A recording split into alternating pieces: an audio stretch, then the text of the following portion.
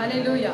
ಅಂದ್ರೆ ಒಡಂಬಡಿಕೆ ತಂದೆಯಾದ ದೇವರು ಮಾಡಿಕೊಳ್ಳುವಾಗ ಅರ್ಹತೆ ಇಲ್ಲದವರನ್ನ ನೋಡಿ ಆತನ ಒಡಂಬಡಿಕೆ ಮಾಡಿಕೊಂಡಿದ್ದಾನೆ. ಆಮೇಲೆ ಹೇಳ್ರಿ, ಯಾರೇ ಆಗಿರ್ಬೋದು. ಈಗ ಒಂದು ಮನೆಯನ್ನ ನಮಗೆ ಒಂದು ಲೀಸ್ ಆಗ್ತಾರೆ ಅಂತ ಅಂದ್ಕೊಳ್ಳೋಣ. ಈಗ ನಾನು ಕೊಡುವಂಥ ಸಾಮರ್ಥ್ಯ ಇದೆ ಅಂತ ನೋಡ್ತಾರೆ ಅಲ್ವಾ. ಒಂದು ಮನೆಗೆ ರೆಂಟ್ ಕೊಡ್ಬೇಕಾದ್ರೆ, ರೆಂಟಿಗೆ ಅಂತ ಒಂದು ಮನೆ ಕೊಡುವಾಗ ಅವ್ರು ಏನು ಮಾಡ್ತಾರೆ, ನಮ್ಮ ಬ್ಯಾಕ್ಗ್ರೌಂಡ್ನ ವಿಚಾರಿಸ್ತಾರೆ. ಅವ್ರ ಹೆಂಡತಿ ಕೆಲಸ ಮಾಡ್ತಿದ್ಯಾ, ಗಂಡ ಕೆಲಸ ಮಾಡ್ತಿದ್ರಾ, ಮಗ ಕೆಲಸ ಮಾಡ್ತಾ ಇದ್ದಾರಾ, ಹೇಗೆ ಬಾಡಿಗೆನ ಕೊಡಲಿಕ್ಕೆ ಸಾಧ್ಯನಾ, ಅದೆಲ್ಲ ನೋಡಿ ಏನು ಮಾಡ್ತಾರೆ, ನಮಗೆ ಮನೇನ ಕೊಡ್ತಾರೆ, ಒಪ್ಪಂದನ ಮಾಡಿಕೊಳ್ತಾರೆ ಅಲ್ವಾ. ಅದು ನೋಡಿದ್ರೆ ಹಾಗೆ ಕೊಟ್ಬಿಡ್ತಾರೆ, ಕೊಡೋದಿಲ್ಲ. ಆದರೆ ಇಲ್ಲಿ ಒಡಂಬಡಿಕೆ, ಪರಲೋಕದಲ್ಲಿ ನಡೆದಂಥ ಒಡಂಬಡಿಕೆ ಏನಂತಂದರೆ, ಈ ಭೂಲೋಕದಲ್ಲಿ ನಿಮಗೆ ಯಾವ ಅರ್ಹತೆ ಇಲ್ಲ, ಯಾವ ಅರ್ಹತೆ ಇಲ್ಲವೇ ಇಲ್ಲ. ಅರ್ಹತೆ ಇಲ್ಲ ಅಂತಂದರೆ ಶಾಲೆಯಲ್ಲಿ ಏನಂತಾರೆ, A+ ಅಲ್ಲ, B+ ಅಲ್ಲ, C+ ಅಲ್ಲ, ಏನಂತಾರೆ ಲಾಸ್ಟಿಗೆ, ಅದೊಂದು D ಗ್ರೇಡ್. ಆ D ಗ್ರೇಡ್ ಆಗಿರುವಂಥ ನಮ್ಮನ್ನ ಕರ್ತವ್ಯ ಏನು ಮಾಡಿದ್ದಾನೆ ಅಂದರೆ ಆರಿಸಿಕೊಂಡಿದ್ದಾನೆ, ಅವರೊಟ್ಟಿಗೆ ಒಡಂಬಡಿಕೆ ಮಾಡಿಕೊಂಡಿದ್ದಾರೆ. ಇವತ್ತು ಒಂದು ಕೆಲಸಕ್ಕೆ ನಾವು ಸೇರಬೇಕು ಅಂತಂದ್ರೂ ಏನು ಮಾಡ್ತಾರೆ ಅಂದರೆ ಒಂದು ತೆಗೆದುಕೊಂಡಂಥ ಮಾರ್ಕ್ಸನ್ನು ನೋಡ್ತಾರೆ. A+, B+, C+. ಫಸ್ಟ್ ಏನು ಮಾಡ್ತಾರೆ, A+ ಇರೋನ್ನೇ ಆರಿಸ್ಕೊಳ್ತಾರೆ, ಆಮೇಲೆ B+ ಆರಿಸ್ಕೊಳ್ತಾರೆ, ಆಮೇಲೆ ನೋಡಿದ್ರೆ C+ ಆರಿಸ್ಕೊಳ್ತಾರೆ.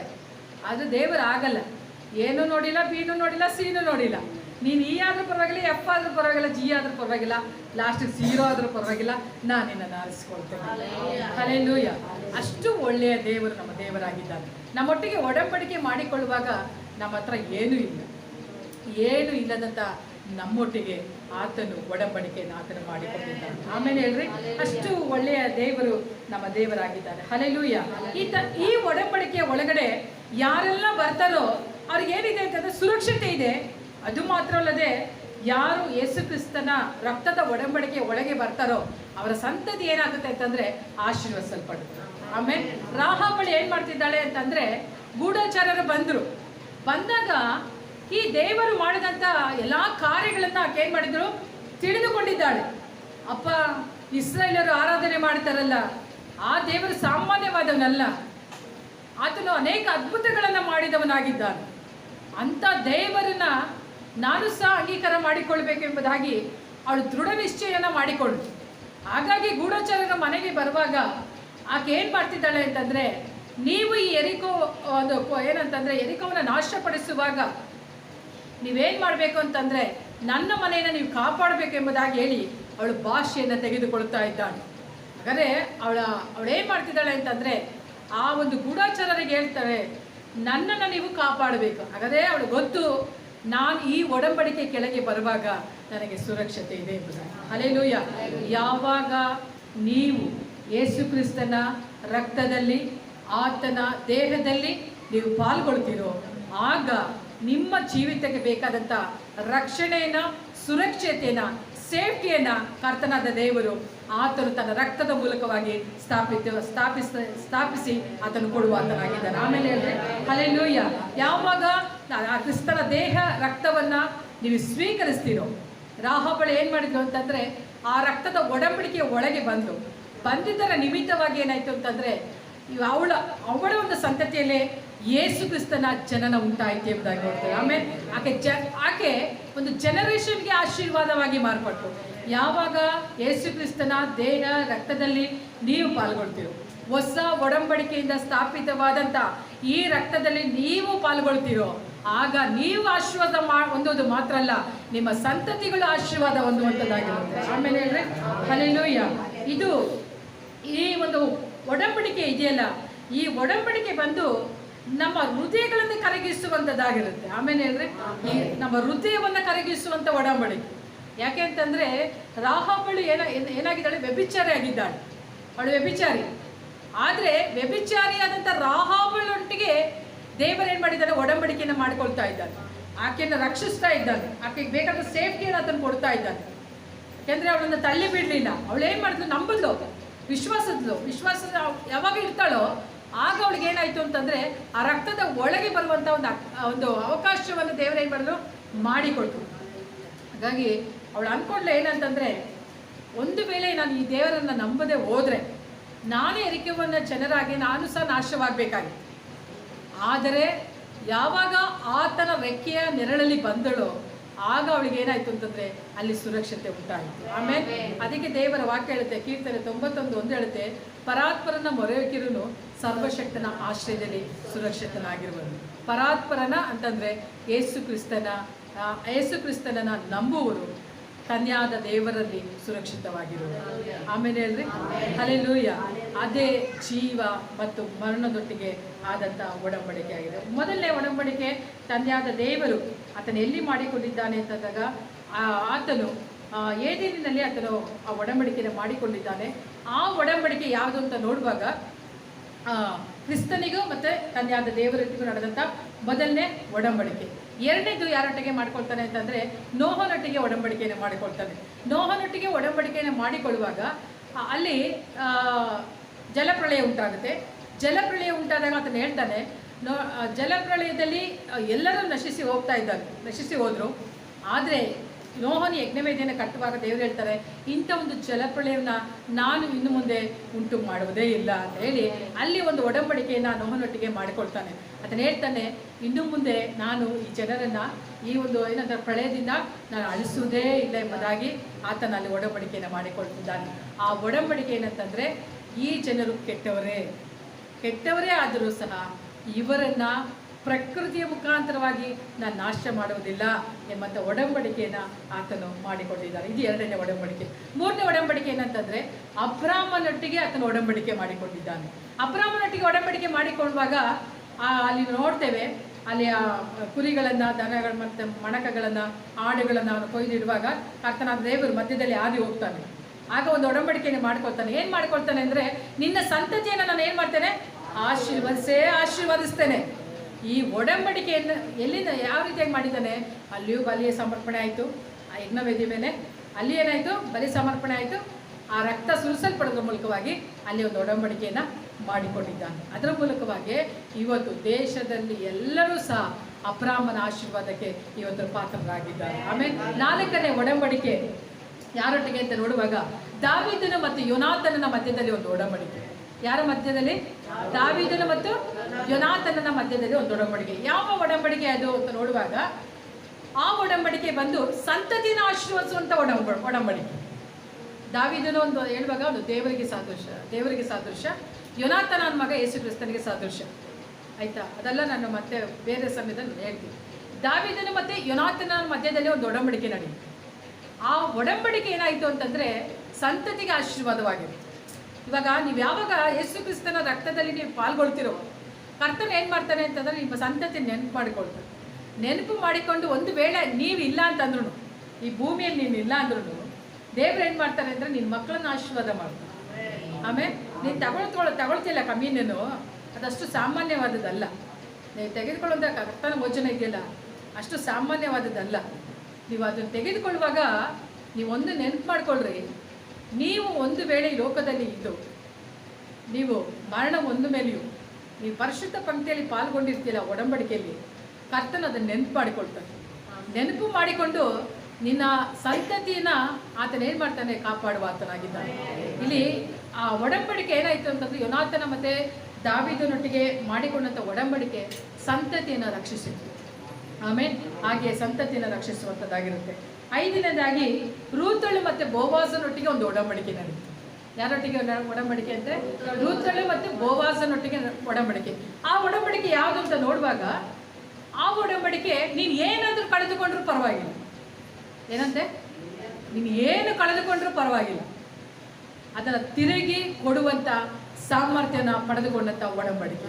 ಆಮೇಲೆ ಕ್ರಿಸ್ತನಲ್ಲಿ ಬರುವಾಗ ಅದಕ್ಕೆ ಅದನ್ನು ಹೇಳ್ತಾನೆ ಯೋಹಾನ 10:10, ಕಳ್ಳನ್ನು ಕದ್ದುಕೊಳ್ಳೋದಕ್ಕೂ ಹಾಳು ಮಾಡೋದಕ್ಕೆ ಬರ್ತಾನೆ ಹೊರತು ಮತ್ತೆ ಯಾವುದಕ್ಕೂ ಬರೋದಿಲ್ಲ, ನಾನಾದರೂ ಅವುಗಳಿಗೆ ಜೀವವನ್ನು ಕೊಡಬೇಕೆಂಬುದಾಗೆ ನಾನು ಬಂದಿದ್ದೇನೆ. ಒಂದು ವೇಳೆ ನೀನು ಅದನ್ನು ಕಳೆದುಕೊಂಡಿರ್ಬೋದು, ನಿನ್ನ ಪ್ರಾರ್ಥನಾ ಜೀವಿತ ಅಲ್ವಾ, ನಿನ್ನ ಆತ್ಮಿಕ ಜೀವಿತದಲ್ಲಿ ನಿನ್ನ ಅಭಿಷೇಕವನ್ನು, ವರಗಳನ್ನು ನೀನು ಏನೆಲ್ಲ ಕಳೆದುಕೊಂಡಿದೆಯೋ ಅದೆಲ್ಲವನ್ನು ತಿರುಗಿ ಪುನಃಸ್ಥಾಪಿಸುವಂಥ ಒಂದು ಒಡಂಬಡಿಕೆಯನ್ನು ಕರ್ತನಾದ ದೇವರು ಆತನು ಮಾಡಿಕೊಂಡಿದ್ದಾನೆ. ಆಮೇಲೆ ಇದು ಯಾವ ಒಡಂಬಡಿಕೆ ಅಂತ ನೋಡುವಾಗ, ರೂತಳು ಮತ್ತು ಬೋವಾಜನೊಟ್ಟಿಗೆ ನಡೆದಂಥ ಒಂದು ಒಡಂಬಡಿಕೆ. ಮತ್ತು ಇನ್ನೊಂದು ಕೊನೆಯದಾದಂಥ ಒಂದು ಒಡಂಬಡಿಕೆ ಇದೆ.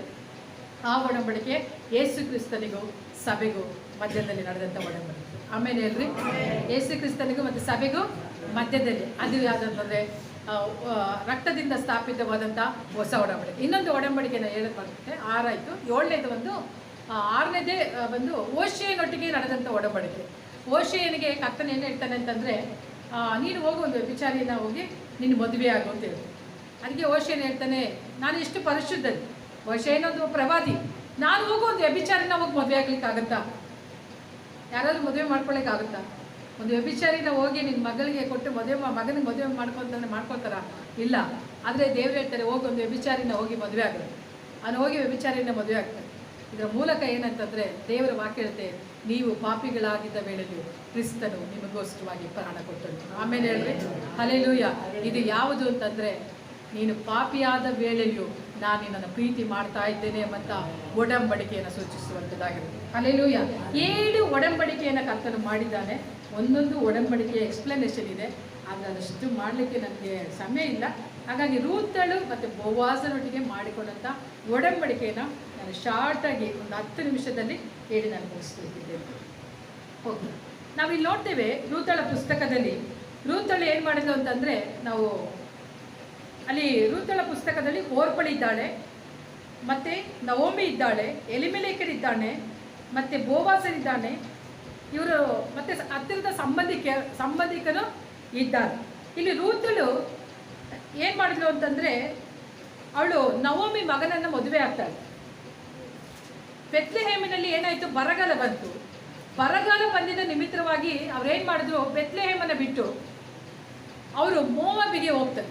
ಮೋವಾಬಿಗೆ ಹೋದಾಗ ನವೋಮಿಯ ಜೀವಿತದಲ್ಲಿ ಎಲ್ಲವನ್ನ ಅವಳಿಗೆ ಕಳೆದುಕೊಂಡು ಬಿಡ್ತಾಳೆ. ನಮಗೆಲ್ಲರಿಗೂ ಗೊತ್ತಿರೋಂಥ ವಿಷಯ. ಅವಳೆಲ್ಲವನ್ನ ಕಳೆದುಕೊಳ್ತಾಳೆ. ಏನು ಕಳೆದುಕೊಳ್ತಾಳೆ? ತನ್ನ ಗಂಡನನ್ನು ಕಳೆದುಕೊಳ್ತಾಳೆ, ತನಗಿರುವಂಥ ಸರ್ವಸ್ವವನ್ನು ಕಳೆದುಕೊಳ್ತಾಳೆ, ಮಕ್ಕಳನ್ನು ಸಹ ಕಳೆದುಕೊಳ್ತಾಳೆ. ಅವಳಿಗಿರುವಂಥ 2 ಗಂಡು ಮಕ್ಕಳು, ಅವರನ್ನು ಸಹ ಕಳೆದುಕೊಳ್ತಾಳೆ. ಅದು ಚಿಕ್ಕ ಪ್ರಾಯದಲ್ಲಿ ಏನಾಗ್ತಾರೆ ಅಂತಂದರೆ, ಅವರ ಸೊಸೆಯಿಂದ ಇಬ್ಬರು ಅವ್ರಿಗೆ ವಿಧವೆಯಾಗಿ ನಿಲ್ತಾರೆ. ಅಂಥ ಸಂದರ್ಭದಲ್ಲಿ ಇವಳೇನು ಹೇಳ್ತಾಳೆ, ಓರ್ಪಳಿಗೆ ಹೇಳ್ತಾಳೆ ನವೋಮಿ, ಓರ್ಪಳೆ ನೀನು ಸುಖವಾಗಿ ಇರುವಂತೆ ನಿನ್ನ ತಾಯಿ ಮನೆಗೆ ನೀನು ಹೋಗ್ತೀಯಾ ಅಂತ ಕೇಳಿದಾಗ ಓರ್ಪಳೆ ಏನು ಮಾಡ್ತಾಳೆ, ಅವಳು ಅತ್ತೆ ಹೇಳಿದ ಮಾತಿಗೆ ಅವಳೇನು ಮಾಡ್ತಾಳೆ, ಕಿವಿಗೊಟ್ಟು, ಹೌದಲ್ಲ, ಈ ಅತ್ತೆ ಜೊತೆಲಿ ಇದ್ದರೆ ಇನ್ನೂ ಬರಗಾಲನ ನಾನು ಅನುಭವಿಸ್ಬೇಕಾಗಿತ್ತೆ. ಇಲ್ಲಿ ಏನಿದೆ, ನಾನು ತವ್ರ ಮನೆಗೆ ಹೊರಟೋದ್ರೆ ನಾನು ಸುಖವಾಗಿರ್ಬೋದು ಅಂತ ಹೇಳಿ ಅವಳೇನು ಮಾಡ್ತಾಳೆ, ಅಲ್ಲಿಂದ ಅವಳು ಹೋಗ್ತಾಳೆ. ಅವಳು ಹೋಗುವಾಗ ಏನು ಮಾಡ್ತಾಳೆ, ತನ್ನ ಅತ್ತೆಗೆ ಮುತ್ತನ್ನು ಕೊಟ್ಟು ನಾನೇನು ಮಾಡ್ತೇನೆ, ನನ್ನ ತವ್ರ ಮನೆಗೆ ಹೋಗ್ತೇನೆ ಅಂತ ಹೋಗ್ಬಿಡ್ತಾಳೆ. ಕೆಲವರು ಅದ್ಭುತ ನಡೆದರೆ ಮಾತ್ರನೇ ಯೇಸುವನ್ನು ನಂಬ್ತಾರೆ. ಈ ಓರ್ಪಳು ಯಾವುದಕ್ಕೆ ಸಾದೃಶ್ಯ ಅಂತಂದರೆ, ಎಷ್ಟೋ ಜನ ಯೇಸುವಿನ ಬಳಿಗೆ ಬರ್ತಾರೆ, ಎಷ್ಟೋ ಜನ ಯೇಸುವಿನ ಹತ್ರ ಪ್ರಾರ್ಥನೆ ಮಾಡ್ತಿದ್ದಾರಾ ಇಲ್ವಾ? ಇವತ್ತಿಗೂ ಯೇಸು ಸ್ವಾಮಿ ಸನ್ನಿಧಾನದಲ್ಲಿ ಪ್ರತಿಯೊಬ್ಬರು ಬರ್ತಾರೆ, ಪ್ರಾರ್ಥನೆ ಮಾಡ್ತಲೇ ಇದ್ದಾರೆ.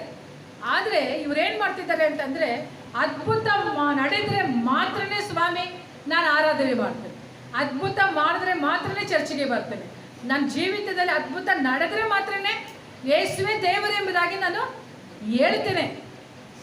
ಅದ್ಭುತ ನನ್ನ ಜೀವಿತದಲ್ಲಿ ಮಾಡಲಿಲ್ಲ ಅಂತಂದರೆ ದೇವರೆಲ್ಲಿದ್ದಾರೆ? ದೇವರಿದ್ದಿದ್ರೆ ನನಗೆ ಈ ರೀತಿಯಾಗಿ ನಡೀತಿತ್ತು. ಈ ರೀತಿಯಾಗಿ ಹೇಳಿ ಏನು ಮಾಡ್ತಾರೆ ಅಂತಂದರೆ, ಓರ್ಪಳ ಹಾಗೆ ಮುತ್ತು ಕೊಟ್ಟು ಓಡಿ ಹೋಗ್ತಾರೆ. ಹಲ್ಲೆಲೂಯಾ. ಅಂದರೆ ಓರ್ಪಳು ಯಾವುದಕ್ಕೆ ಸಾದೃಶ್ಯ ಅಂತಂದರೆ, ಅದ್ಭುತಕ್ಕಾಗಿ ಎದುರು ನೋಡುವುದು, ಪ್ರಾರ್ಥನೆಗೆ ಉತ್ತರ ಬೇಕು ಅಂತ. ಅಂದರೆ ಯಾವಾಗಲೂ ದೇವರ ಹತ್ರ ಏನೋ ಒಂದು ಪಡೆದುಕೊಳ್ಬೇಕು ಎಂಬುದಾಗೆ ಬರುವಂಥವ್ರು ಇವರು. ಯಾರು ಅಂತಂದರೆ ಓರ್ಪಳು. ಆದರೆ ರೂತಳು ಹಾಗಲ್ಲ. ರೂತಳು ಏನು ಮಾಡ್ತಿದ್ದಾಳೆ, ತನ್ನ ಅತ್ತೆ ಹೇಳ್ತಾಳೆ, ಹೋಗು ನೋಡು, ನಿನ್ನ ವಾರಗೀತಿ ಏನು ಮಾಡಿದ್ದಾಳೆ, ಹೋಗ್ತಾ ಇದ್ದಾಳೆ, ಅವಳು ಆರಿಸಿಕೊಳ್ತಾ ಇದ್ದಾಳೆ, ಹೋಗ್ತಾ ಇದ್ದಾಳೆ, ನೀನೇನು ಮಾಡ್ತೀಯ ಅಂತ ಕೇಳಿದಾಗ ಅವಳು ಹೇಳ್ತಾಳೆ, ಇಲ್ಲ ಅತ್ತೆ, ನೀನು ಎಲ್ಲಿ ಇರ್ತೀಯೋ ಅಲ್ಲಿ ನಾನು ಇರ್ತೇನೆ. ಆಮೇಲೆ ಹೇಳ್ರಿ, ನಿನ್ನ ದೇವರೇ ನನ್ನ ದೇವರಾಗಿದ್ದಾರೆ, ನಿನ್ನ ಜನರೇ ನನ್ನ ಜನರಾಗಿದ್ದಾರೆ, ನೀನು ಸೇವಿಸುವಂಥ ದೇವರೇ ನಾನು ಸೇವಿಸುವಂಥ ದೇವರಾಗಿದ್ದಾರೆ. ಆಮೇಲೆ ಎಷ್ಟು ಒಳ್ಳೆಯ ಒಡಂಬಡಿಕೆ. ಅವಳೇನು ಹೇಳ್ತಿದ್ದಾಳೆ ಅಂತಂದರೆ, ಓರ್ಪಳಿ ಹೋದಳು ನಿಜ, ಓರ್ಪಳಿ ಏನಾದರೂ ಸಿಗುತ್ತೆ ಅಂತ ಬಂದಳು. ಆದರೆ ನಾನಾಗಲ್ಲ, ಇದು ಸಿಕ್ಕಿದ್ರು ಸಿಕ್ಕಿಲ್ಲ ಅಂದ್ರೂ ನಿನ್ನ ಪಾದ ಒಂದೇ ಬೇಕು ಎಂಬುದಾಗಿ ನಾನು ಬಂದಿದ್ದೇನೆ. ಹಲ್ಲೆಲೂಯಾ. ರೂತಳಿಗೆ ಅದ್ಭುತ ಬೇಕಾಗಿರಲಿಲ್ಲ, ರೂತಳಿಗೆ ಬೇಕಾಗಿದ್ದು ತನ್ನ ಆರಾಧಿಸುವಂಥ ದೇವರು. ಆಮೇಲೆ ನೀವು ಇಲ್ಲಿದ್ದೀರಾ? ನಿಮಗೆ ಅದ್ಭುತ ಬೇಕಾ? ನಿಮಗೆ ಅದ್ಭುತ ಬೇಕಾ? ನಿಮ್ಮ ಮನೆಗೆ ಒಳ್ಳೇದು ನಡಿಬೇಕಾ? ಇಲ್ಲ ಸಾಲಗಳು ತೀರಿಸಲ್ಪಡ್ಬೇಕಾ?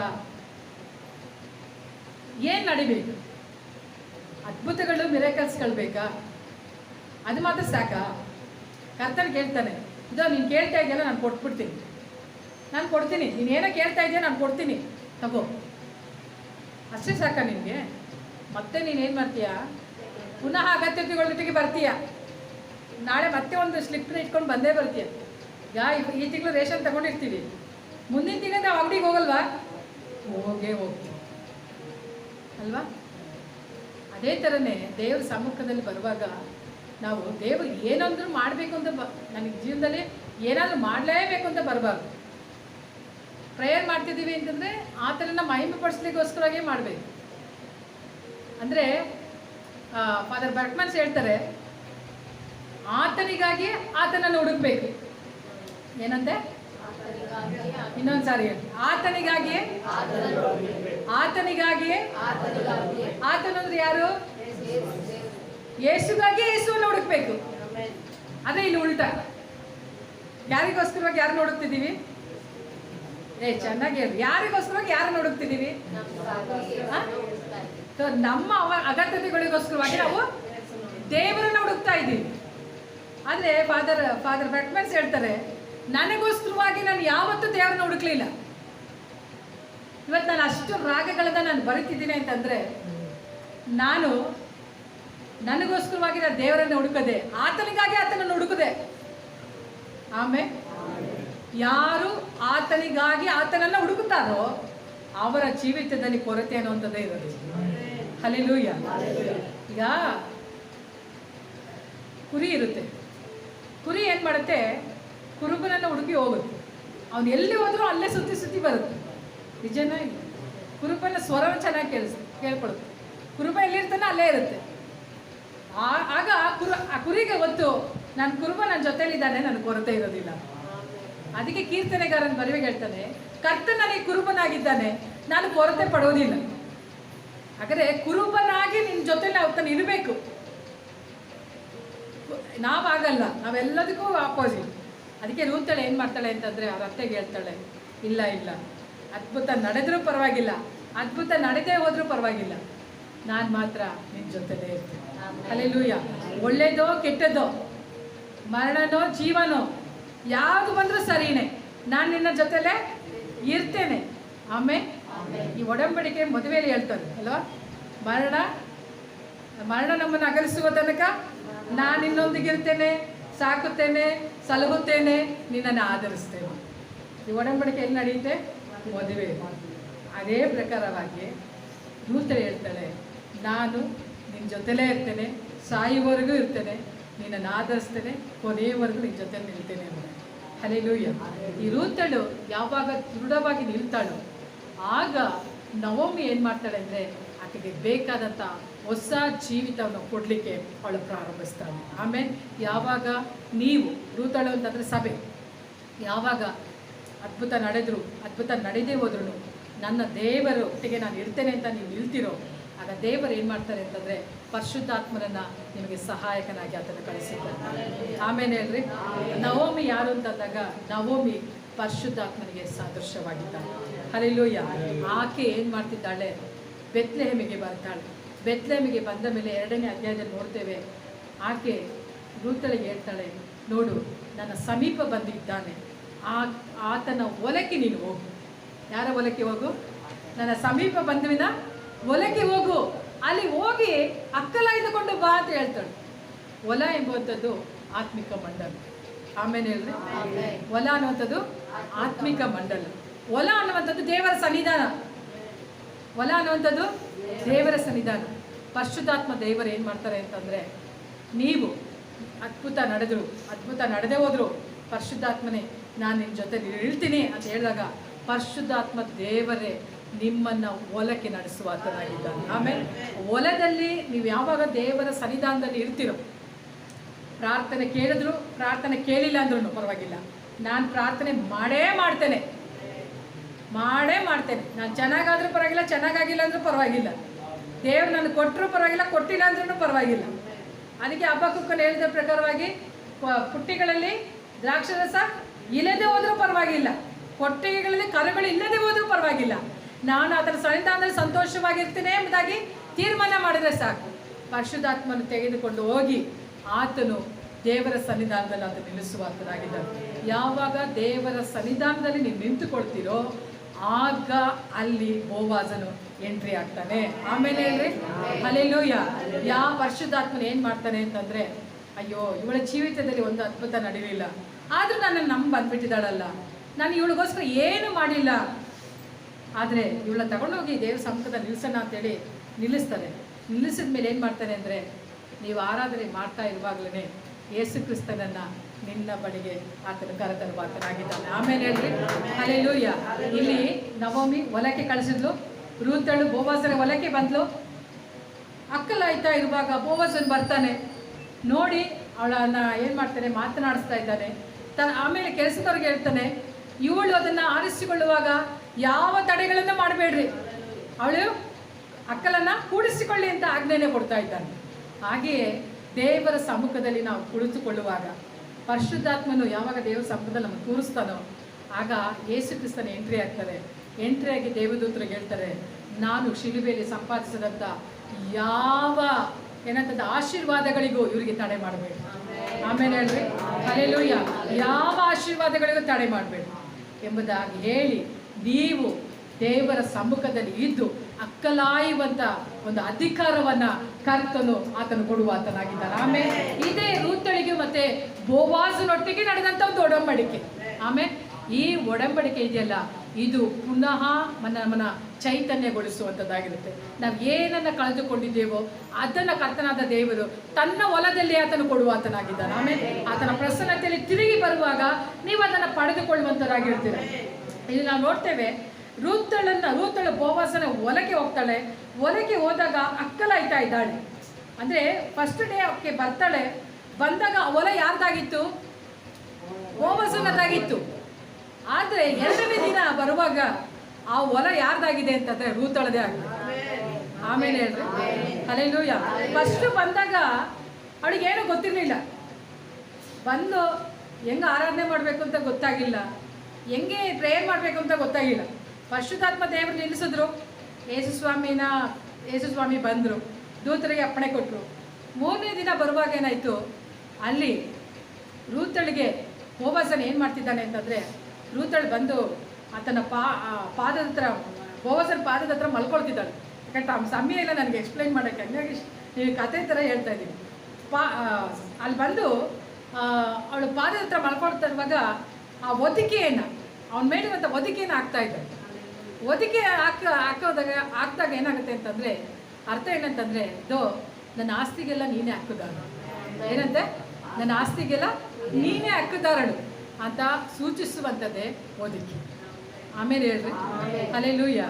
ಅದಕ್ಕೆ ಯೇಸು ಕ್ರಿಸ್ತನ್ ಏನು ಮಾಡಿದ್ದಾನೆ ಅಂತಂದರೆ, ನಮಗೂ ಸಹ ಒಂದು ಹೊದಿಕೆಯನ್ನು ಹಾಕಿದ್ದಾನೆ. ಆಮೇಲೆ ಅದು ಯಾವುದು ಅಂತಂದರೆ ರಕ್ತದ ಹೊದಿಕೆಯನ್ನು ನಮ್ಮ ಮೇಲೆ ಹಾಕಿದ್ದಾನೆ. ಆಮೇಲೆ ಆ ಕೆಂಪು ಒಲ್ಲಿಯನ್ನು ನಮ್ಮ ಮೇಲೆ ಆತನ ಹಾಕಿದ್ದಾನೆ.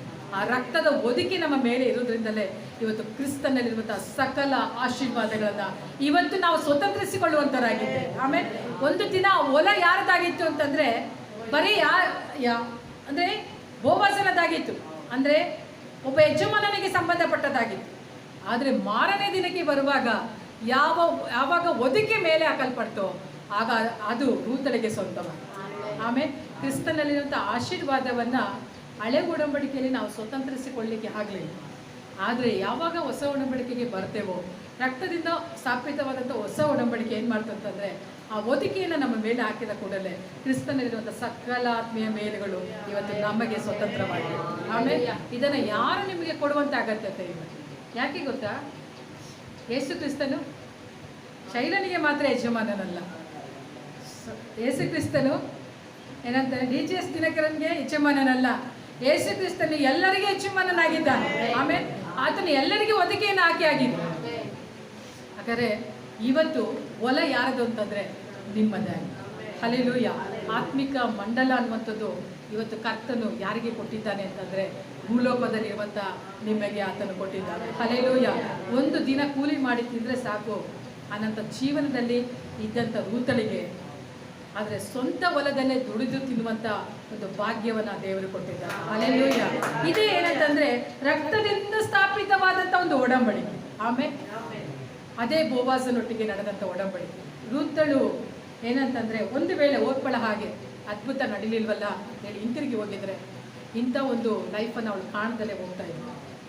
ಆದರೆ ಇವಳೇನು ಮಾಡಿದ್ರು ಅಂತಂದರೆ ಏನೇ ಆಗಲಿ ನಾನು ದೇವ್ರ ಸಂಪದಲ್ಲಿ ನಿಲ್ತೀನಿ, ಏನು ಬಂದರೂ ನಿಲ್ತೀನಿ ಅಂತ ಯಾರು ಸ್ಥಿರವಾಗಿ ನಿಲ್ತಾರೋ ಅವ್ರ ಸ್ವಂತ ಹೊಲದಲ್ಲಿ ಅವ್ರು ಏನು ಮಾಡ್ತಾರೆ ಅಂತಂದರೆ ಸ್ವಂತ ಹೊಲನ ಸ್ವತಂತ್ರಿಸಿಕೊಳ್ತಾರೆ, ಸ್ವಂತ ಹೊಲದ ಊಟವನ್ನು ಅವರು ಮಾಡ್ತಾರೆ.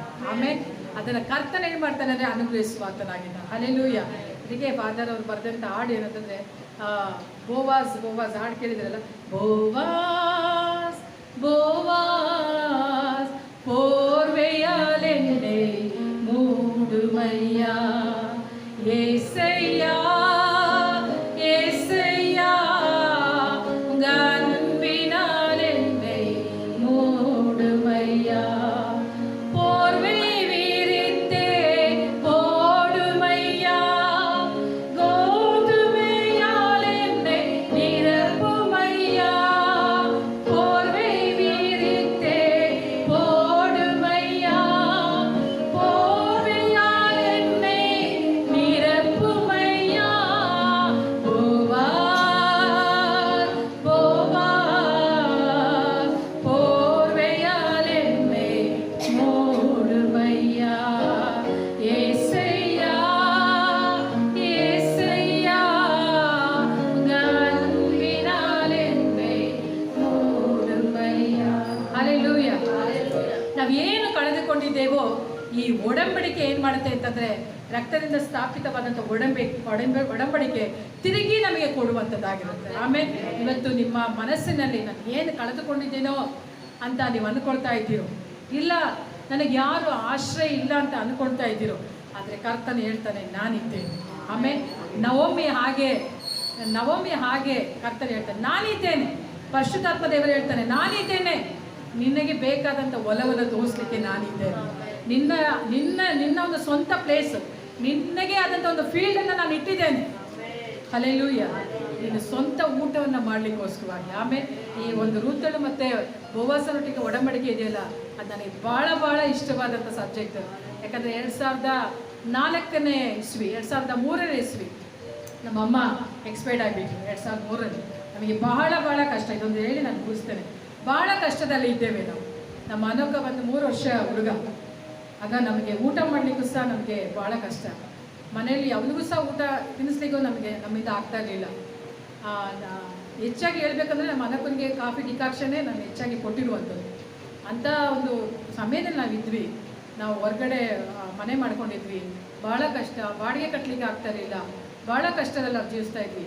ನನಗೆ ಅಮ್ಮ ಸತ್ತೋದ್ಮೇಲೆ ನಿರೀಕ್ಷಣೆ ಏನಂತಂದ್ರೆ ಹೊರಟೋಗ್ಬಿಟ್ಟು. ಇದ್ದಿದ್ದೊಂದು ಅಮ್ಮ ನನಗೆ ಆಧಾರವಾಗಿತ್ತು, ಅವರು ಹೋಗ್ಬಿಟ್ರಲ್ಲ ಅಂತೇಳಿ ಭಾಳ ದುಃಖದಲ್ಲಿದ್ದೆ. ಆಮೇಲೆ ನಾನು ಒಂದು ಕೆಲಸಕ್ಕೋಸ್ಕರವಾಗಿ ನಾನು ಟ್ರೈ ಮಾಡ್ತಾಯಿದ್ದೆ. ಅದಾದಮೇಲೆ ಯಾರೋ ಹೇಳಿದ್ರು ಈ ಥರ ಕೆಲಸ ಇದೆ ಮೂಲೆಕಟ್ಟೆಯಲ್ಲಿ ಹೋಗ್ರಿ ಅಂತ. ನಾನು ಹೋಗುವಾಗ ನನ್ನ ಮಗನನ್ನು ಕರ್ಕೊಂಡು ಹೋಗ್ತಾ ಇದ್ದೀನಿ. ತುಂಬ ದಪ್ಪ ಇದ್ದ, ನನ್ನಿಂದ ಹೊರ್ಲಿಕ್ಕೆ ಆಗ್ತಾಯಿಲ್ಲ. ನಾನು ತುಂಬ ಸಣ್ಣ ಇದೆ, ಎಲ್ಲೇನಿದ್ದಾಳಲ್ಲ ಹಂಗೆ ಸಣ್ಣ ಇದೆ. ಇವನು ಎತ್ಕೊಂಡು ನಾನು 2 ರೂಮ್ ಕಡೆಯಿಂದ ನಡ್ಕೊಂಡು ಹೋಗ್ತಾ ಇದ್ದೀನಿ. ಹೋಗಿ ಅಲ್ಲಿ ಕೆಲಸ ಕೇಳಿದೆ. ಅವರು ನನ್ನನ್ನು ಮಗುನ ನೋಡ್ಬಿಟ್ಟು ಏನಮ್ಮ ಈ ಚಿಕ್ಕ ಮಗು ಇಟ್ಕೊಂಡು ಕೆಲಸ ಕೇಳಕ್ಕೆ ಬಂದಿದ್ಯಾ ನೀನು? ಇಲ್ಲ ಸರ್, ನನಗೆ ತುಂಬ ಕಷ್ಟ ಇದೆ, ನನಗೆ ಕೆಲಸ ಕೊಡ್ರಿ ಅಂತ ಅಂದೆ. ಅವರಂದ್ರೆ ಇಲ್ಲಿ ಏನು ಕೆಲಸ ಇಲ್ಲ ಅಮ್ಮ, ಎಲ್ಲ ಕೆಲಸ ಫಿಲಪ್ ಆಗಿಬಿಟ್ಟಿದೆ, ಇನ್ನೊಂದು ಸಾರಿ ಟ್ರೈ ಮಾಡ್ತೀನಿ, ರೆಸ್ಯೂಮ್ ಮಾತ್ರ ಕೊಟ್ಟೋಗು ಅಂತ ಹೇಳಿದ್ರು. ನಾನು ರೆಸ್ಯೂಮ್ ಕೊಟ್ಬಿಟ್ಟು ಬರ್ತಾಯಿದ್ದೆ. ಅವಾಗ ಅಲ್ಪ ಸ್ವಲ್ಪ ನಾನು ಪ್ರೇಯರ್ ಮಾಡ್ತಾಯಿದ್ದೆ. ಏನಂತ ಪ್ರೇಯರ್ ಲೈಫ್ ಅಂತ ಹೇಳೋಕ್ಕಾಗಲ್ಲ, ಸ್ವಲ್ಪ ಮಟ್ಟಿಗೆ ಪರವಾಗಿಲ್ಲ ಪ್ರೇಯರ್ ಇತ್ತು. ಅಲ್ಲಿಂದ ಬರ್ತಾ ಮತ್ತೆ ಬರ್ತಾ ಇರುವಾಗ 2 ಹತ್ರ ಫೀಲ್ಡ್ ಇದೆಯಲ್ಲ, ಆ ಫೀಲ್ಡಲ್ಲಿ ಈ ಹುಡುಗನ ಅಲ್ಲಿ ಕೂರಿಸ್ಬಿಟ್ಟು ನಾನು ಅಲ್ಲಿ ಕೂತ್ಕೊಂಡು ಏನು ಮಾಡಿದೆ ಅಂದರೆ, ನನ್ನ ಸರಗನ್ನು ನಿಜವಾಗ್ಲೂ ನಾನು ಹೇಳ್ತಾ ಇದ್ದೇನೆ, ಈ ಸರಗನ್ನು ನಾನು ಅಲ್ಲೇ ಮೊಣಕಾಲು ಹಾಕಿ ಈ ಸರಗನ್ನು ಹಾಗೆ ಬಿಚ್ಚಿ ಈ ಹಾಡನ್ನು ನಾನು ಅಲ್ಲಿ ಆಡಿದೆ. ದೇವರೇ ಪೂರ್ವ ವಿರಿತೆ ಓಡುಮಯ್ಯ ಗೋಧುಮೆ ಅಲೇನೆ ನಿರುಪು ಹಾಡನ್ನು ನಾನು ಹಾಡಿದೆ. ಏನಕ್ಕೆ ಹಾಡಿದೆ ಅಂದರೆ, ಸ್ವಾಮಿ ಇವತ್ತು ನಮ್ಮಮ್ಮ ಇಲ್ಲ, ನನಗೆ ಅಂತ ಸಪೋರ್ಟ್ ಮಾಡಲಿಕ್ಕೆ ಯಾರೂ ಇಲ್ಲ, ಭಾಳ ಕಷ್ಟದಲ್ಲಿದ್ದೇವೆ, ಮಗುವನ್ನು ಸಾಕಬೇಕಾಗಿದೆ, ಏನು ಮಾಡೋದು ಅಂತ ಗೊತ್ತಿಲ್ಲ. ನಾನು ಹಾಡಿದೆ, ಪೋರ್ವೆ ವಿರಿತೆ ಓಡುಮಯ್ಯ ಗೋಧುಮೆಯಾಲೆನ್ನೆ ನೀರ ಆಡಿ ನಾನು ಅಂದೆ, ದೇವರೇ ಇವತ್ತು ಆಕಾಶವನ್ನು ನೋಡಿ ನನ್ನ ಸರಗನ್ನು ನಾನು ಬಿಚ್ಚಿದ್ದೇನೆ ಸ್ವಾಮಿ, ನೀನು ನನ್ನನ್ನು ತುಂಬಿಸ್ಬೇಕು. ಇವತ್ತು ನನಗೊಂದು ಕೆಲಸ ಬೇಕಾಗಿದೆ, ನಾನು ಅದನ್ನು ಕೇಳ್ತಾ ಇದ್ದೇನೆ ಅಂತ ಹೇಳಿ ಅಲ್ಲಿ ಪ್ರೇಯರ್ ಮಾಡ್ಕೊಂಡು ಮಗುನ ಎತ್ಕೊಂಡು ನಾನು ಬಂದು ಮಾರನೇ ದಿನವೇ ನನಗೆ ಒಬ್ಬರು ಬ್ರದರ್ ಬಂದರು. ಆ ಬ್ರದರ್ ಈಗ ಗಂಗಾವತಿಯಲ್ಲಿ ಸೇವೆ ಮಾಡ್ತಾಯಿದ್ರು. ಅವ್ರು ಬಂದು ಹೇಳಿದ್ರು, ಅಮ್ಮ ನಿನಗೆ ಕೆಲಸಕ್ಕೋಸ್ಕರವಾಗಿ ಕರಿತಾ ಇದ್ದಾರೆ ಸಾರ್ ಬನ್ನಿ ಅಂತೇಳಿ. ಅಲ್ಲಿ ಹೋದಾಗ ಅವರಲ್ಲಿ ಏನು ಮಾಡಿದ್ರು ಅಂತಂದರೆ, ಸಾರ್ ಹತ್ರ ಹೋದೆ. ಅವ್ರು ಹೇಳಿದ್ರು, ನೋಡಮ್ಮ ನಿನಗೆ ಕೆಲಸ ಕೊಡಬೇಕು ಅಂತ ಹೇಳಿ ಅವರು ಏನಂತಂದರೆ ಅವರು ಸೂಪರ್ವೈಸರಾಗಿ ವರ್ಕ್ ಮಾಡ್ತಾರೆ, ಯೋಹಾನ್ ಬ್ರದರ್. ಅವ್ರು ಹೇಳಿದ್ರಂತೆ, ಆ ಸಿಸ್ಟರ್ ನನ್ನ ಫ್ರೆಂಡ್ ಹೆಂಡತಿ ಪಾಪ ಅವ್ರಿಗೆ ಏನು ಕಷ್ಟ ಇದೆಯೋ ಏನೋ ಗೊತ್ತಿಲ್ಲ, ಅವ್ರು ಬಂದಿದ್ದಾರೆ ಅಂತೇಳಿ ನಾನು ಡ್ರೈವಿಂಗ್ ಹೋಗ್ತೀನಿ, ಅವ್ರನ್ನ ಸೂಪರ್ವೈಸರ್ ಕೆಲಸದಲ್ಲಿ ಇಡ್ರಿ ಅಂತೇಳಿ ಅವ್ರು ಡ್ರೈವಿಂಗ್ ಹೋಗಿ ನನಗೆ ಸೂಪರ್ವೈಸರ್ ಕೆಲಸನ ಕೊಟ್ಟರು. ನನಗೆ ಭಾಳ ಸಂತೋಷ ಅನ್ನಿಸ್ತು. ಅದೇ ಫೀಲ್ಡ್ ಹತ್ರ ಇವತ್ತಿಗೂ ನನಗೆ ಆ 2 ಮಂತ್ ನೋಡುವಾಗೆಲ್ಲ ನೆನ್ಪು ಬರುತ್ತೆ. ನಾನು ಒಂದು ದಿನ ಸೆರಗು ಒಟ್ಟಿ ನನ್ನ ದೇವರ ಬಳಿಯಲ್ಲಿ ಕೇಳಿಕೊಂಡೆ. ಯಾಕಂದರೆ ಒಂದು ಹೊತ್ತು ನನ್ನ ಮಗನಿಗೆ ಊಟ ಕೊಡಲಿಕ್ಕೂ ನನಗೆ ಭಾಳ ಕಷ್ಟ ಇತ್ತು. ಅಂಥ ಸಮಯದಲ್ಲಿಯೂ ಕರ್ತನಾದ ದೇವರು ನಮ್ಮನ್ನು ನಡೆಸಿದ್ದಾನೆ. ಆಮೇಲೆ ಇದೇ ರೂತಳು ಮತ್ತು ಬೋವಾಸನೊಟ್ಟಿಗೆ ಇರೋಂಥ ಒಡಂಬಡಿಕೆ. ಯಾವತ್ತಿಗೂ ನಮ್ಮ ದೇವರನ್ನು ನಂಬಿ ಬರುವಾಗ ನಮ್ಮನ್ನು ಆತನ ಕೈ ಬಿಡುವುದೇ ಇಲ್ಲ. ಅಲ್ಲೇಲೂಯ್ಯ. ಇವತ್ತು ಆತನನ್ನು ನಂಬಿ ಬಂದಿದ್ದೀರಿ, ಆತನ ನಂಬಿ ಆಶ್ರಯಿಸಿದ್ದೀರಾ. ಅದಕ್ಕೆ ದೇವರ ವಾಕ್ಯ ಹೇಳುತ್ತೆ, ನೀವು ಯಾವ ಆತನ ರೆಕ್ಕೆಯ ಮನೆಯಲ್ಲಿ ಬರಲಿಕ್ಕೆ ನೀನು ಪ್ರಯತ್ನ ಪಟ್ಟಿದೆಯೋ ಆತನಿಂದಲೇ ನಿನಗೆ ಸುರಕ್ಷತೆ ದೊರಕುವುದೇ ಎಂಬುದಾಗಿ. ಅಲ್ಲೇಲೂಯ್ಯ. ಯಾರನ್ನು ನಂಬಿ ಬಂದಿದೀಯಾ, ಖಂಡಿತವಾಗಿಯೂ ಆತನ ಯಾವತ್ತಿಗೂ ಕೈ ಬಿಡೋದಿಲ್ಲ. ಇವತ್ತು ಪರಿಸ್ಥಿತಿಗಳು ಹೇಗೆ ಇರ್ಬೋದು, ಆದರೆ ಪರಿಸ್ಥಿತಿಗಳಿಗಿಂತಲೂ ಮಿಗಿಲಾದಂಥ ದೇವರು ನಮ್ಮನ್ನು ಕೈ ಹಿಡಿಯುವ ಆತನಾಗಿದ್ದಾನೆ. ಆಮೇಲೆ ಎಂಥ ಪರಿಸ್ಥಿತಿ ಬಂದರೂ ಸರಿಯೇ ನೀವು ಹಿಂತಿರುಗಿ ಹೋಗಬೇಡ್ರಿ, ದೃಢವಾಗಿ ನಿಂತುಕೊಳ್ಳ್ರಿ. ಸ್ವಾಮಿ ನೀವು ಹಾಡ್ರಿ, ದೇವರೇ ನಿನ್ನ ಹೊಲಕ್ಕೆ ಬಂದಿದ್ದೇನೆ, ನನ್ನನ್ನು ಗೋಧಿಯಿಂದ ನನ್ನನ್ನು ತುಂಬಿಸು ಅಂತ ಕೇಳುವಾಗ ನಿಮ್ಮ ಸರಗನ್ನು ಕರ್ತನು ತುಂಬಿಸುವ ಆತನಾಗಿದ್ದಾನೆ. ಆಮೇಲೆ ಇವತ್ತಿಗೂ ಹೇಳ್ತೀನಲ್ಲ, ದೇವರು ನಮ್ಮ ಸಮೃದ್ಧಿಯಾಗಿ ನಡೆಸ್ತಿದ್ದಾನೆ, ಕೊರತೆ ಇಲ್ಲದವರಾಗಿ ಆತ ನಡೆಸ್ತಾ ಇದ್ದಾನೆ, ಮುಂದಕ್ಕೆ ಆತ ನಡೆಸ್ತಾನೆ. ಕರೆದ ಆತನು ಆತ ನಂಬಿಗಸ್ತನಾದ ದೇವರಾಗಿದ್ದಾನೆ. ನಾವು ಕಣ್ಣುಗಳನ್ನು ಮುಚ್ಚಿದವರಾಗಿ ನಾವು ಪ್ರಾರ್ಥನೆ ಮಾಡಿಕೊಳ್ಳೋಣ. ತಂದೆಯೇ ನಿನ್ನ ನಾಮಕ್ಕಾಗಿ